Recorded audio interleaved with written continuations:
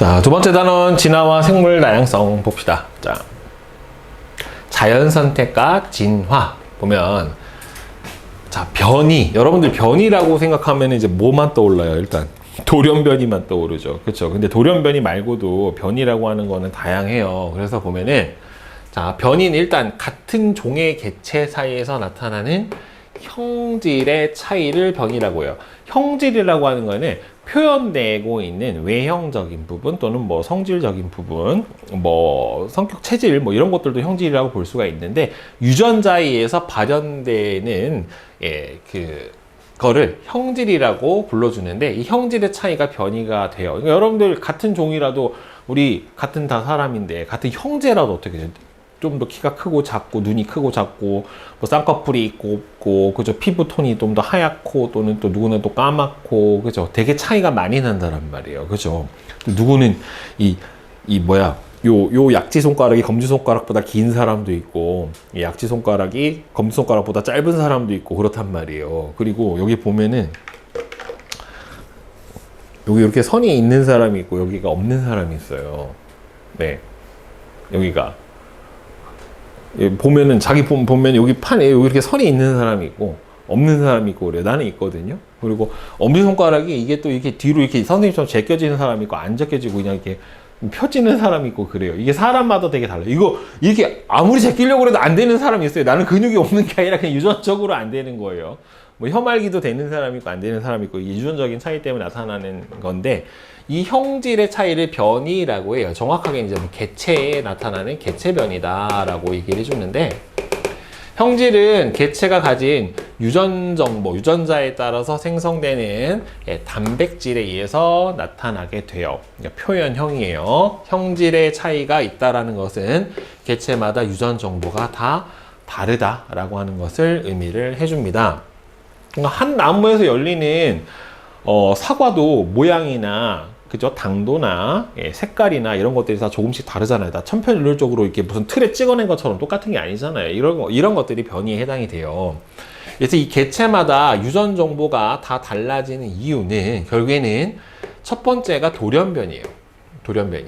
이거는 유전자가 어떤 의도치 않은 부분에 의해서 없던 유전자가 생기는 거고, 그다음에 유성생식 과정에서, 유성생식 과정은 크게 감수분열 과정, 그러니까 생식세포가 만들어지는 감수분열 과정 또는 감수분열 과정에 의해서 만들어지는 생식세포가 무작위로 수정이 되는 과정, 이 두 과정에 의해서 이 다양한 조합이 일어나기 때문에 결국에는 뭘 가지게 되는 거냐면 유전적 다양성이라고 하는 걸 가지게 되고, 이 유전자의 다양성 때문에 개체가 각각 다른 형질을 나타내게 되는 거예요. 자, 그러면 자연 선택이라고 하는 건 뭐냐면, 자연에 의해서, 말뜻 그대로 해석을 해보면 자연에 의해서 선택된다라고 하는 뜻인데, 자연에 의해서 선택이 된다라는 거는 결국엔 뭐냐면, 다양한 변이가 있는 생물의 무리에서 얘가 자연계에서 살다 보면은, 자, 제일 중요한 게 이거예요. 생존에 유리한 거예요. 생존에 유리한 형질을 가진 개체가 많아지는 방향으로 생물의 집단의 구성, 정확하게는 유전자의 구성이 변해가는 과정. 이거를 바로 자연 선택이다라고 얘기를 해줍니다.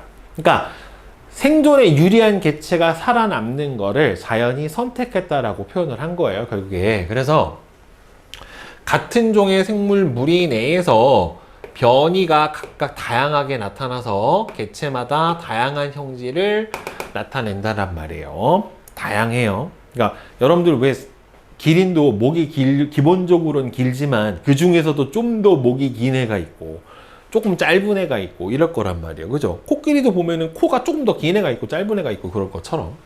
그다음에 생존에 유리한 형질을 지닌 개체들이 그렇지 않은 개체들보다는 상대적으로 더 많이 살아남아요. 그러니까 생존에 유리하다라고 하는 게 먹이를 먹는데 또는 먹이 활동을 하는데 유리할 수도 있고, 또는 자손 번식을 하는데, 짝짓기를 하는데 더 유리할 수도 있다란 말이에요. 사람도 잘생남이나 존예녀는 생존에 유리하겠죠. 종족 번식에 선택이 될 확률이 경쟁력이 높으니까. 그지? 네. 그다음에 살아남은 개체들이 번식을 해서 결국에는 자손을 남기게 되고, 얘가 계속 반복이 되면 여러 세대가 반복돼서 생존에 유리한 형질을 지닌 개체들의 비율이 높아지게 된다.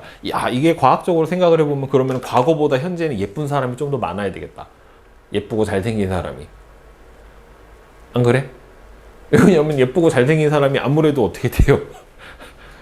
선택이 돼서 결혼해서 자손을 낳을 확률이 높으니까 계속해서 이게 반복이 된다라고 하면 어떻게 돼요? 계속 개량이 될 거 아니에요? 이쁜 유전자, 잘생긴 유전자가 좀 더 많이 선택이 될 테니까 한 만 년, 2만 년 지나면은 평균적으로 외모가 좀 더 상승하는 효과가 있지 않을까라고 하는.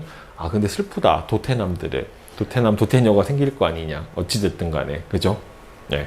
모쏠남, 모쏠녀들이 생길 거 아니에요, 결국에. 아, 그럼 자연 선택 받지 못하는 거잖아. 그러면, 너무 슬픈데? 그러면,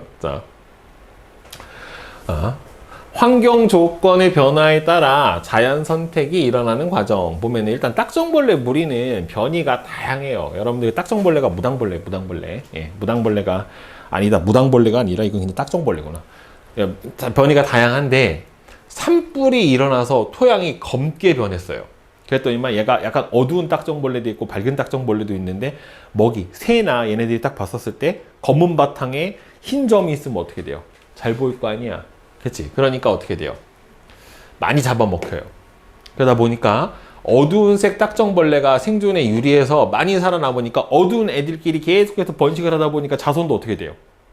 결국에는 어두워지게 되는 거죠. 그래서 어두운 색 딱정벌레가 자연 선택이 돼서 딱정벌레 무리 내에서 비율이 높아지게 되었다. 이거 비슷한 게 뭐가 있냐면, 그 영국에 있는 숲에 후추나방이라고 하는 게 살았는데, 그게 이제 회색 후추나방이 있고 검정색 후추나방이 있거든요. 근데 산업혁명 전에는 회색 후추나방의 개체수가 많았대요. 근데 산업혁명이 일어나고 나서는 검정색 후추나방의 개체수가 많아졌답니다. 그게 이제 하도 공장에서 매연 나오고 하다 보니까 이 석탄 많이 떼서 이 매연 때문에 나무가 이 검댕이가 묻어가지고 까매진 거야, 전체적으로. 그러니까 이 후추나방이 예전에는 회색이 거의 잘 안 띄었는데, 회색이 이제 상대적으로 나무가 검해져 버리니까 어떻게 돼요? 눈에 잘 띄는 거죠. 그러니까 새가 많이 잡아먹어가지고 회색 후추나방이 거의 없어지고 검정이 보호색이 돼버리니까 많이 살아남게 됐다. 그것도 이제 공업 암화에 따른 자연선택 이렇게 설명을 하기도 해요. 어쨌든 생존에 유리한 개체가 살아남고 그 개체들이 자손을 계속해서 남기다 보니까 그 개체가 가진 유전자가 계속해서 많아지게 되니 우세한 종이 된다라고 하는 게 바로 이제 자연 선택이에요. 그래서 진화를 일어나게 하는 가장 중요한 원인 중에 하나가 바로 자연 선택에 해당이 되는데, 진화라고 하는 거는 생물이 여러 세대를 거치면서 오랜 시간 환경에 적응해서 생물의 특성이 변화하는데, 중요한 게 오랜 시간 환경에 적응해서 생물의 특성이 변화하는데, 이때 유전자의 구성이나 빈도가 변해서 새로운 종이 나타나야 진화라고 얘기를 해줘요. 변해서 새로운 종이 출현을 하게 되는 거를 바로 진화라고 얘기를 해줍니다. 단순히 외형만 변하는 거는 진화가 아니라 보통 적응이라고 얘기를 해줘요. 사막여우, 북극여우, 온대여우 이렇게 나눠지는 거는 적응이고, 아예 새로운 종이 나타났다라고 하면은 그거는 진화라고 얘기를 해줘요. 그래서 자연선택설은 영국의 과학자 다윈은 자연 선택이 여러 세대를 걸쳐 누적이 돼서 결국에는 생물 종이 최초의 조상 생물하고 특징이 달라져서 진화가 일어난다라고 하는 자연 선택설을 발표를 하게 됐는데, 이 자연 선택설에 따른 진화 과정을 보면 맨 처음은 과잉 생산하고 변이. 일단은 자연이 허용할 수 있는 개체수보다 더 많은 개체수가 생기고 얘네들 사이에는 다양한 변이가 존재를 해요. 그러면은 이 과잉 생산된 개체들 사이에서 뭐가 일어나고?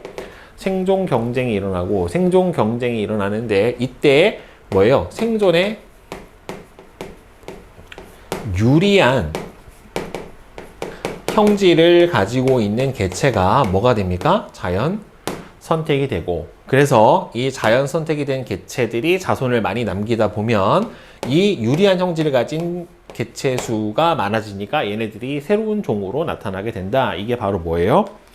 예, 자연 선택설에 대한 설명이에요. 자, 그러면 넘겨서, 자, 순서대로 과잉 생산과 변이. 생물은 먹이나 서식지 등 주어진 환경에 살아남을 수 있는 것보다는 더 많은 수의 자손을 낳고 개체들 사이에 다양한 변이가 있는데, 그러면 얘네들이 다양한 변이를 가진 개체들이 먹이나 서식지나 배우자 등을 차지하기 위해서 경쟁을 해요. 강한 자만이 살아남는 거예요, 결국에는. 그래서 이 중에서 환경에 적응하기에 유리한 형질을 가진 개체가 그렇지 않은 개체보다는 더 많이 살아남아서 자손을 남길 확률이 상대적으로 더 높고, 그래서 이 생존에 살아남은 개체가 생존에 유리한 형질을 자손에게 전달을 하고 그 형질을 가진 개체의 비율이 증가를 하면서 이 과정이 계속해서 반복이 되면서 생물이 진화를 하게 된다라고 하는 게 바로 생물의 진화예요.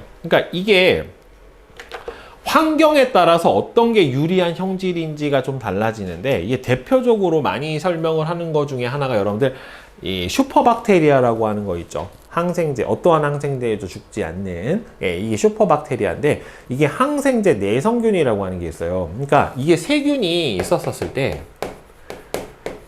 이 세균이 그냥 일반 세균이 있고 이게 태생적으로 내성을 가지고 있는 내성균이 있어요. 그러면 항생제가 없는 환경에서는 내성을 가지고 있는 게 생존에 유리해요? 항생제가 들어와서 항생제에 의해서 세균이 죽는 건데, 항생제가 없는 환경에서는 내성을 가지고 있는 게 유리해요? 안 유리해요? 전혀 유리하지가 않아요. 그런데 항생제가 투여되는 환경에서는 내성을 갖고 있는 게 균 자체가 어떻게 돼요? 생존에 유리하죠. 그러니까 내성이 없는 균은 항생제에 다 죽을 거고, 내성을 가지고 있는 균은 살아남을 거고, 이 살아남은 균은 계속해서 증식을 할 거고, 그러니까 내성균이 어떻게 되는 겁니까? 계속해서 살아남을 수 있게 되는 거죠. 여기 내성을 갖고 있는 균이 많아지게 된 이유는 여기는 항생제를 오남용하는 환경에서 어떻게 되는 거예요? 이 내성이 있는 게 유리한 형질에 해당이 되는 거고, 그래서 살아남다 보니 개체수가 많아진 거죠. 돌연변이로 생기는 게 아니에요. 원래 있던 거가 자연 선택이 된 겁니다. 그래서 이 갈라파고스 군도라고 하는 여기에서 핀치라고 하는 새가 여러 종이 나타나게 되는데, 남아메리카 대륙에 한 종의 핀치 무리가 갈라파고스 제도 군도라고 해요. 섬들이 많이 모여 있는 곳에 정착을 하고요. 얘네들이 각 섬으로 퍼져나갔어요. 각 섬으로 퍼져나가서 여기서 섬과 섬 사이를 넘나들지 않고, 얘네들은 텃새니까 그냥 거기서 계속해서 어떻게 돼요? 살게 돼요. 처음엔 다 같은 종이 갔을 거란 말이에요. 그런데 각 섬마다 먹이 종류가 달라요. 어디에는 씨가 있고, 어디에는 선인장이 있고, 뭐 어디에는 열매가 있고, 이런 식으로 다르단 말이에요. 그러니까 두꺼운 씨가 많은 데는 이 두꺼운 씨를 잘 먹기 위해 부리가 크고 두꺼운 애가, 선인장을 파먹는 애 같은 경우에는 부리가 얇고 가는 애가, 뭐 이런 식으로 해서 먹이를 먹기에 유리한 형질을 가진 핀치들이 자연 선택이 되다 보니까 각 군도마다 살고 있는 각 섬마다 핀치들의 부리 모양이 어떻게 됐다? 다 달라지게 됐고, 다 다른 종으로 변하게 된 거죠. 분화가 된 거죠. 그러니까 결국에는 핀치들이 먹는 먹이가 어느 정도 한정돼 있었는데, 어느 정도 좀 다양했는데, 그 먹이만 먹고 살다 보니 그 먹이를 먹는데 유리한 형질을 가지고 있는 부리 모양으로 변했고, 또는 이제 그 먹이만 먹게 됐고, 그러면서 아예 어떻게 되는 거예요? 종이 달라지게 된 거죠. 원래 판다도 육식이래요. 근데 고기를 먹을 수 없는 환경이 되니까 그냥 대나무만 먹어가지고 이제 다른 거는 안 먹는 그런 환경이, 그런 식습관을 가지게 되었다. 그래 대신에 흡수율이 대단히 안 좋대요. 그러니까 죽순은 대나무를 먹으면 대나무의 20%인가 밖에 에너지를 섭취를 못 한대요. 그러니까 하루 종일 먹어야 돼요. 그래서 어마어마하게 먹고 나머지 다 똥으로 싸는 거예요. 결국에는 흡수가 안 되니까. 자. 그래서 이제 생물 다양성 보면 지구에 다양한 환경에 다양한 생물들이 살고 있는 것을 생물의 다양성이라고 하는데, 생물 다양성에는 크게 세 가지가 있어요. 자, 유전적 다양성, 그 다음에는 종다양성, 생태계 다양성. 이 세 가지를 다 포함하는 거를 생물 다양성이라고 하는데, 자, 각각 구분을 잘 해야 돼요. 자, 유전적 다양성 보면은 유전적 다양성은 같은 종 내에서예요. 같은 종. 예, 유전적 다양성은 같은 종끼리예요. 같은 종. 예, 같은 종. 그래서 이거를 뭐 안에서 포함이 되는 거냐고 하면은 개체군이라고 해요. 그러니까 같은 종끼리 모여있는 집단을 개체군이라고 하는데, 같은 종이라도 개체마다 유전 정보가 조금씩 달라서 생물 무리 내에서 이 형질에 다양한 변이가 나타나는 것을 의미해요. 사람마다 모습이 다르고, 그 다음에 여러분들 바지락 같은 거 봐도 바지락 조개의 무늬가 다 다르게 나타나고, 얼룩말도 무늬가 조금씩 다 달라요. 예, 그래서 그리고 한 배에서 나온 고양이나 강아지도 털이나 아니면 털점이나 이런 것들이 다 다르죠.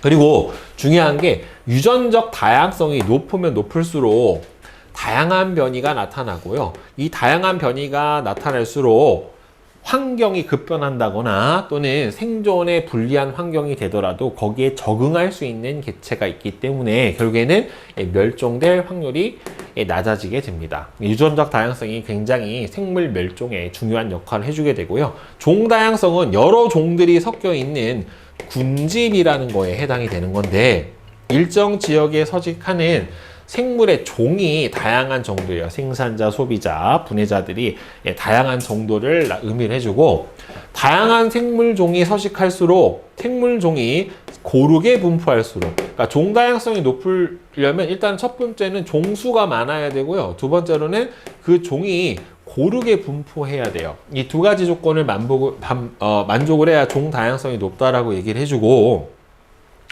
종 다양성은 결국에 뭘 만들어내냐면, 이 종 다양성은 먹이 사슬을 만들어내요.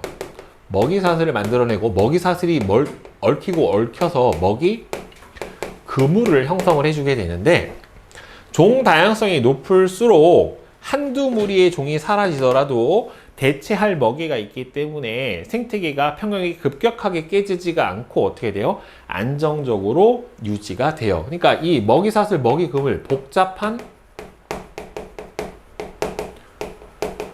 포식과 피식 관계가 형성이 되는 거예요. 네. 먹이가 많냐, 적냐? 네. 네, 그렇게 보면 되겠죠. 그래서 얘네들이 종이 많으면 많을수록 생태계가 안정적으로 유지가 되고요. 그 다음에 생태계 다양성은 생태계의 종류, 생태계는 이 종들이 사는 서식 환경을 얘기를 해주는 거예요. 그래서 생태계의 종류와 그 구성 요소 간 상호작용의 다양한 정도를 의미를 합니다. 그래서 이 서식 환경이 다양하면 살 수 있는 종도 결국에는 다양해지게 되는 거란 말이에요. 그래서 사막, 습지, 온대, 초원, 열대, 우림, 호수, 강, 바다 등과 같이 환경이 다양하면 다양할수록 다양한 생물이 서식할 수 있다. 결국에는 생태계의 다양성은 종 다양성을 일으키게 된다라고 볼 수가 있겠죠. 그러면 이 생물 다양성하고 생태계, 유전적 다양성, 종 다양성, 생태계 다양성 등은 독립적인 것이 아니라 서로 연관이 되어 있고, 이 세 가지가 서로 상호작용을 하면서 생물 다양성을 유지시키는 중요한 역할을 해주게 됩니다. 결국에. 그러면 이 생물 다양성이 가지고 있는 가치가 왜 중요하냐면, 이 생물의 다양한 정도는 생태계가 안정적으로 유지가 되도록, 왜냐하면 환경하고 생물이 서로 영향을 계속 주고받기 때문에 생태계의 기능이 안정적으로 유지가 되도록 하는데 아주 중요한 역할을 해요. 그리고 생물의 다양성이 높으면 높을수록 결국에는 이거를 최종적으로 사용하는 최종 소비자인 인간이 사용할 수 있는 뭐도 많아집니까? 자원도 결국에 많아지게 되는 거예요. 그래서 직접적으로 이용을 하는 거는 의식주에 필요한 쌀, 밀, 옥수수 같은 식량, 주식을 공급해주고, 목화, 누에로, 의복도 제공을 해주고, 그 다음에는 뭐예요? 나무 같은 걸로 집도 짓고, 의약품은 대부분 다 어디서요? 생물에서 얻어낸 거예요. 자연으로부터 얻어낸 게. 이 요새야 인공합성 의약품이 많지만, 우리나라 조선시대만 하더라도 다 어서 약촉해갖고 먹었잖아요. 그죠? 네. 버드나무 추출물로 해열 진통제인 아스피린을 만들었고요. 네. 디기탈리스 추출 물질로 이건 처음 보네. 자, 심장병 치료제 생산, 그다음에 주목이라는 거에서 항암제도 추출을 해주고, 그 다음에 뭐 차가버섯 아니면은 뭐 상황버섯 같은 데서도 항암 물질을 추출해 줍니다. 그 다음에 에너지 자원으로도 사용을 해주고, 간접적으로는 인간에게 휴식과 관광지, 여가도 제공해주고, 자연재해도 예방해주는 게 바로 생물이 인간에게 아낌없이 주는 여러 가지 요소들에 해당이 되고, 생물도 자원이죠. 그래서 그러면 생물 다양성이 감소하는 가장 주된 원인은 바로 이 서식지를 다 파괴시켜 버리는 거예요. 즉, 다 벌목을 해서 숲을 벌채하거나 또는 댐을 짓는다든가 해서 댐을 지어버리면 그 지역이 수몰이 돼버린단 말이에요. 결국에. 그래서 서식하는 면적이 감소하고, 그러면은 그 서식지가 줄어드니까 당연히 생물 종수도 줄어들게 되고, 그 다음에는 뭐 약재로 쓰던지 아니면은 먹이로 쓰던지 해가지고 멸종 위기종이나 야생동물의 불법 포획하고 남획이 결국에는 먹이 그물의 변화를 일으키죠. 우리나라도 보면 지금 최상위 포식자가 누구예요? 원래는 뭐가 있었어야 돼? 호랑이 표범이 있었어야 됐는데 호랑이 표범이 없죠. 그러니까 최상위 포식자가 끼케야 고라니하고 멧돼지 정도예요. 여우도 없어. 여우 늑대도 없단 말이에요. 그러니까 그 위에 포식자가 없으니까 먹이 사슬이나 그물에 큰 변화를 일으켜서 생물 다양성이 위협되죠. 여러분들 전 세계적으로 고라니가 멸종 위기종이에요. 우리나라만 넘쳐나는 거예요. 이렇게. 예. 자. 그다음에 환경오염은 인간의 활동에 따른 생활용수, 쓰레기, 그다음에 화학비료, 그다음에 농약 같은 것들, 그 다음에 공업활동을 위한, 산업활동을 위한 산성비, 토양 산성화를 촉진시키고, 또는 바다나 담수에 유입되는 중금속이 생물 농축을 일으켜서 생태계 평형을 깨트리는 주요 원인이 되기도 하고요. 이걸 결국에 또 사람이 먹으면 사람도 중금속 중독이 일어나게 돼요. 그 다음에 외래 생물이 유입돼서 천적이 없는 환경에서 아주 대량 번식을 할 수가 있어요. 대표적으로 이제 베스, 블루길 이런 것들이 있는데, 우리나라 종도 외국에서 파이팅 넘치게 외래종으로 활동하고 있습니다. 대표적으로 뭔 줄 알아요? 장수말벌. 장수말벌 미국 가서 해집고 다녔죠. 그냥. 예, 장수말벌이 전 세계 말벌 중에 제일 커요. 엄지손가락보다 더 커요. 예. 얘 딱 보면 얘한테 쏘이면 내가 죽을 수도 있겠다라는 생각이 들거든요. 진짜. 예, 그거랑 우리나라 가물치가 거의 그 생태계 최상위 포식자죠. 하천에 가서 가물치가 우리나라는 그 정도 안 커. 거기 가면 1m, 2m 가까이 된대요. 왜 이렇게 우리나라 거 왜 안 큰 줄 알아? 크기 전에 다 잡아먹어. 우리나라 사람들은 다 낚시로 잡고 이가서 뭐 몸보신 한다고 구워먹고 막 그러는데, 거기 가니까 무슨 얘를 스네이크 헤드 피쉬라고 하거든요. 약간 뱀 닮았어요, 가물치가. 엄청 커요. 그래서 일본이나 미국에서 아주 난리랍니다. 지금. 그래서 외래 생물의 유입이, 근데 우리나라 와서는 얘네들이 처음에는 좀 득세하다가 나중에 다 쪽을 묻습니다. 황소개구리도 뭐 요새 거의 이제 외래종 아니에요. 토착종이고, 그 다음에 또 뭐가 있냐면 뉴트리아라고 알죠? 그 쥐 큰 거. 그거 들어왔다가 뉴트리아 쓸개에 웅담과 비슷한 성분이 있다라고 하는 뉴스가 나온 이후로 씨가 말라갑니다. 그리고 미국의 붉은 가재인가? 그 막 우리나라 한참 많이 들어왔었거든요. 하천에 막 미국산 붉은 가재가 막 판을 친다, 생태계에 위협한다. 근데 이게 맛있다라는 소식이 알려지고 소리 소문 없이 사라져가고 있어요. 우리나라에서 살아남으려면은 맛이 없던가 귀엽지 않던가 둘 중에 하나예요. 귀엽던가 아니면은 맛있으면 사라집니다. 그냥. 한반도는 불반도라고 하잖아요. 강한 자만 살아남을 수 있어요. 그다음에 생물 다양성의 보전 방향은, 그래서 생물 다양성이 낮아지면 생태계 평형이 불안정해지고, 결국에는 생태계 평형이 깨져버리면 여러 동물, 결국엔 인간도 생존 위협을 받아요. 그래서 뭐 에너지 절약하고 자원 절약하고 대중교통 이용하고 친환경 제품 사용하고 생물 다양성 중요성을 인식하고 뭐 나와 있는데, 뭐 이거는 뭐 어디에 붙여놔도 다 해당 사항은 될 것 같은데, 여기서 중요한 거는 이거를 막기 위해서 사회 및 국가가 할 수 있는 거 자체가 뭐냐면은 생태 통로 설치를 해서, 생태 통로라고 하는 게 뭐냐면은 서식지가 단편화된 거를, 서식지 단편화를 해결하는 방향이 바로 뭐냐면 생태 통로예요. 그러니까 예를 들어서 산이 이렇게 있었어. 근데 여기를 뚝 잘라가지고 도로를 냈어. 그러면은 여기 왔다 갔다 못 하잖아. 그죠? 그러니까 여기 왔다 갔다 하게 여기 뭐 놔줘요? 육교 놔주는 거예요. 가끔 보면 이렇게 도로 가다 보면 야생동물이 지나가고 있어요 라고 돼 있는 게 생태 통로고, 가끔 그런 의문이 들거든요. 과연 저길 쟤네들이 지나갈까? 예. 세금 낭비를 한 게 아닌가. 근데 거기 CCTV가 있거든요. 근데 실제로 많이 왔다 갔다 해요. 네, 보면은 예, 이런 것들이 예, 그 단편화가 되면은 이동 통로가 막혀요. 그 일로 다니다 어떻게 돼요? 차에 쳐요. 로드킬이 되니까. 이런 거를 막아주기 위해서 생태 통로를 설치를 하는 거고, 불법 포획이나 남획을 금지하기 위해서 뭘로요? 천연기념물로 보호를 해주죠. 뭐 수다리 같은 애들. 그다음 멸종 위기종 복원해주고, 우리나라 그래서 지금 토종 여우 복원 사업도 하고 있고요. 그 다음에 반달곰 같은 경우에는 어느 정도 방사해서 예, 성공을 거뒀죠. 외래생물 도입 전에 생태계에 미칠 영향 검증하고, 뭐 환경 오염 방지 및 기후변화 해결. 우리나라도 종자은행이 있습니다. 예, 저기 봉화에 가보면은 종자은행이 있어요. 그래서 거기 보면 뭐 천 몇백 년 전 연꽃 씨를 거기 안에서 심었더니만 싹이 난 거를 확인을 했고요. 우리나라에서 이거는 이제 경작하는 게 아니라 종자식물들, 그냥 야생에 있는 식물들의 씨를 갖다가 계속 보관해주는 종자식물. 그리고 스웨덴에 가보면은 또 그 종자 뱅크가 있어요. 예, 시드 뱅크가.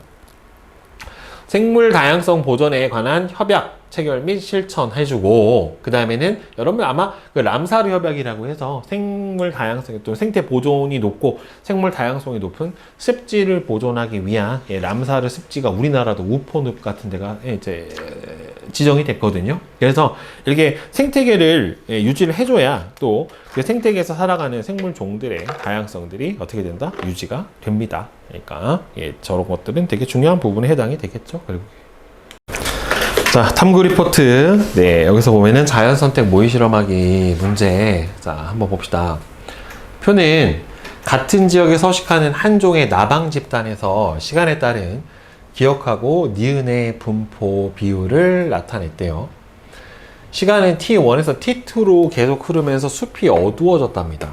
자, 이랬을 때 기억과 니은은 흰 나방하고 검은 나방인데, 시간이 흐르면서 기억의 비율은 어떻게 됐어요? 감소했고, 예. 니은의 비율은 증가했죠. 그러니까 결국에는 숲이 어두워진데 더 잘 적응할 수 있는 거는 뭐예요? 검은 나방이라고 보는 게 맞겠죠. 기억이 흰 나방. 왜냐면은 아무래도 숲이 어두워지면 흰 나방은 눈에 잘 띄게 될 테니까, 그죠? 예, 잘 잡아먹혔겠죠, 새들한테. 자, 이에 대한 설명으로 옳은 것은 기억은 검은 나방, 니은은 검은 나방이다. 맞죠? 숲의 밝기에 의한 자연 선택이 일어난 거다. 예, 이것도 맞는 거고요. 숲이 어두워질수록 생존에 유리한 나방은 당연히 보호색에 해당하는 검은 나방일 겁니다. 그죠? 네. 자, 그 다음에 뒤에 자, 셀파 세미나. 자, 자연 선택하고 종분화에 대한 설명이고, 자, 다음은 자연 선택에 의한 기린의 진화 과정을 순서 없이 나타냈대요. 일단은 자연 선택 맨 처음에 뭐가 일어나야 돼요? 과잉 생산이 일어나야 돼요. 그죠? 자, 따라서 여기서 뭐예요? 첫 번째부터 나가 들어가야 되겠죠? 과잉 생산과 변이. 기린의 조상 무리에는 목 길이가 다양한 개체들이 존재를 했었어요. 그러니까 맨 처음에 나가 들어가야 되니까 이건 틀렸죠. 그 다음에는 뭐예요? 생존 경쟁이 일어나야 되니까 높은 곳에 먹이를 두고서 뭐가 일어났다? 예, 경쟁이 일어났다. 얘가 두 번째가 돼야 되겠죠. 그러면 가가 들어가야 되는 거니까 얘는 해당 사항이 없네요. 그 다음에 뭐예요? 목이 긴 개체가 살아남아 자손에게 목이 긴 형질을 전달하였다. 여기서 뭐가 된 겁니까? 자연 선택이 된 거고, 그래서 이 종이 많아지게 된 거다라고 보는 게 적당하겠죠. 그러니까 4번에 해당이 되겠네. 자, 그 다음에 내신 기초 문제 봅시다. 자, 답 맞춰보자. 1번은 1, 2번에 4, 그 다음에 3번에 2, 4번은 5, 5번에 5, 6번은 1, 7번에 1, 8번에 2, 9번에 4, 10번에 3이에요. 자, 질문. 7. 자. 유전적 다양성에 대한 설명으로 옳은 거죠. 유전적 다양성은 같은 종이에요. 같은 종 안에서예요. 같은 종 내에서 개체마다 다양한 형질이 나타나는 거. 이게 맞아요? 초원에 다양한 생물이 존재한다는 유전적 다양성이 아니라 초원에 다양한 생물 종이 있는 거잖아요. 그러니까 얘는 유전적 다양성이 아니라 종다양성이에요. 종다양성. 그다음에 유전적 다양성이 높은 종일수록 환경이 급격하게 변했을 때 멸종될 확률이 높은 게 아니라 낮죠. 왜? 그 환경에 적응할 수 있는 개체들이 있을 수도 있으니까. 네. 또 있어요? 없으세요? 그 다음 없어? 네. 자, 그 다음에 내신 실전 문제. 자, 1번은 3, 2번에 5, 3번에 5, 4번에 2, 5번은 4, 6번에 5, 7번에 4, 8번에 3, 9번에 1, 10번에 4, 11에 3, 12는 4. 자, 그 다음에 뒤에 자, 서술형 보면 그림은 같은 종에 속하는 사랑앵무를 나타낸 것인데요. 사랑앵무처럼 같은 종 내에서 자, 같은 종 내에서 개체마다 다른 형질이 나타나는 것을 뭐라고 불러줍니까? 예, 유전적 다양성. 또는 이거를 이제 유전적 다양성에 의한 뭐라고 불러줘요? 변이죠, 변이. 그죠? 개체 변이. 사랑앵무 개체마다 다른 털색을 가지는 이유는 결국 이 사랑앵무 개체마다 뭐가 달라요? 유전자의 구성이 달라. 발현된 형질이 다르기 때문에. 그렇죠? 네. 발현된 형질이 다르기 때문에.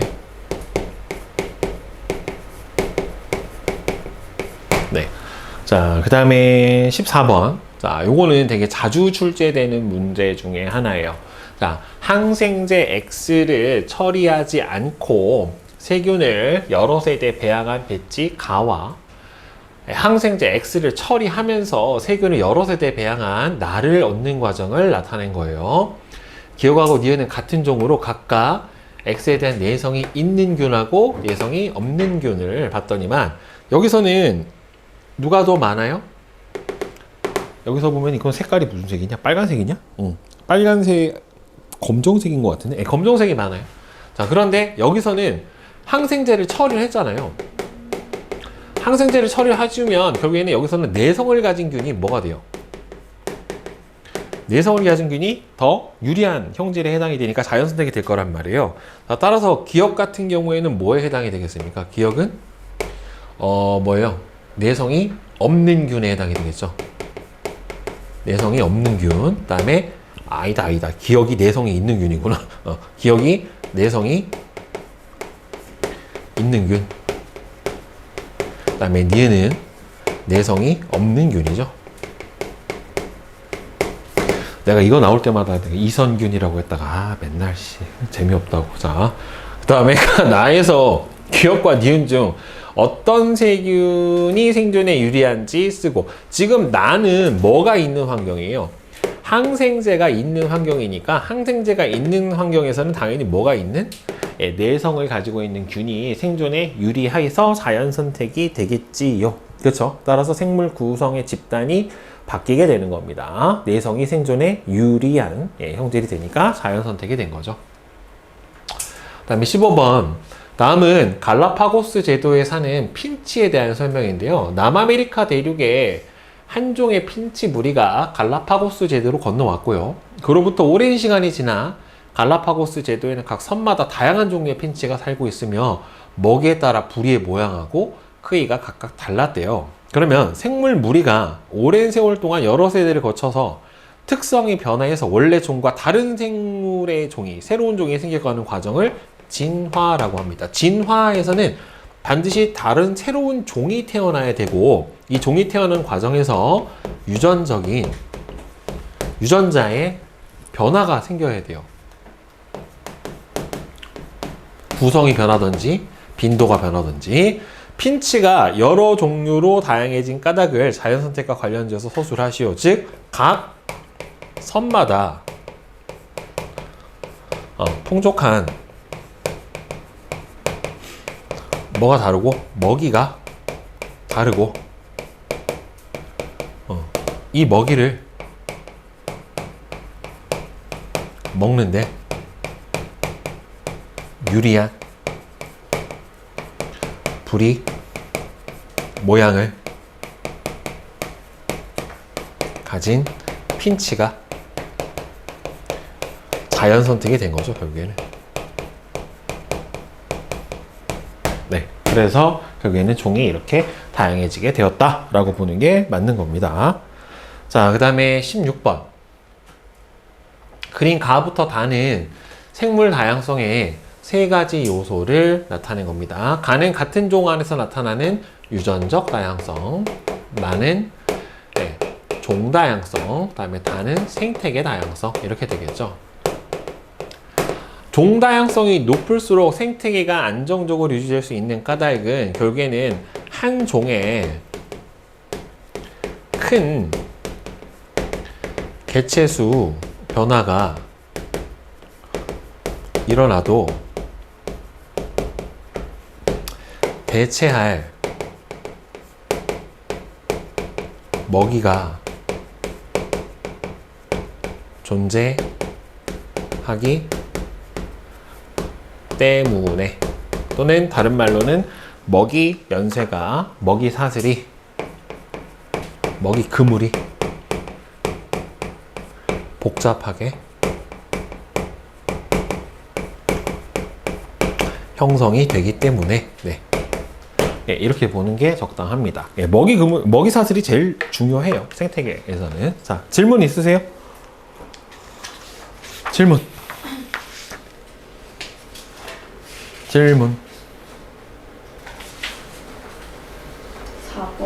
4번 또? 없어요? 4번. 자, 그림은 같은 종의 세균으로 구성이 된 집단이 변화하는 과정을 나타냈는데, 기억하고 니은은 세균 증식 과정과 항생제의 지속적인 사용 과정 중에 하나다. 그러니까 니은 같은 경우에는 지금 뭐라고 보는 게 맞아요? 개체수가 어차피 늘어났고, 그렇죠? 그 다음에 기억 같은 경우에는 뭡니까? 항생제의 사용이 맞겠지요. 그렇죠? 일단 항생제를 사용을 했고, 항생제를 사용을 해서 항생제가 있는 환경에서 살아남은 게 얘고, 여기서 세균 증식 과정에서는 결국에는 얘가 자연 선택이 됐기 때문에 자연 선택 개체의 수가 어떻게 돼야 됩니까? 결국에는 더 많아져야지 되겠죠. 결국에 따라서 기억은 세균 증식 과정이 아니라 항생제 사용 환경에 해당이 되는 거고, 항생제 내성이 없는 세균이 항생제 내성을 획득하는 과정은 돌연변인데 이러진 않아요. 변이 중에 자연 선택이 된 거예요. 세균 집단의 변화는 항생제 내성에 있는 형질이 생존 경쟁에 유리해서 자연 선택이 된 결과다. 이게 맞는 겁니다. 네. 됐어요?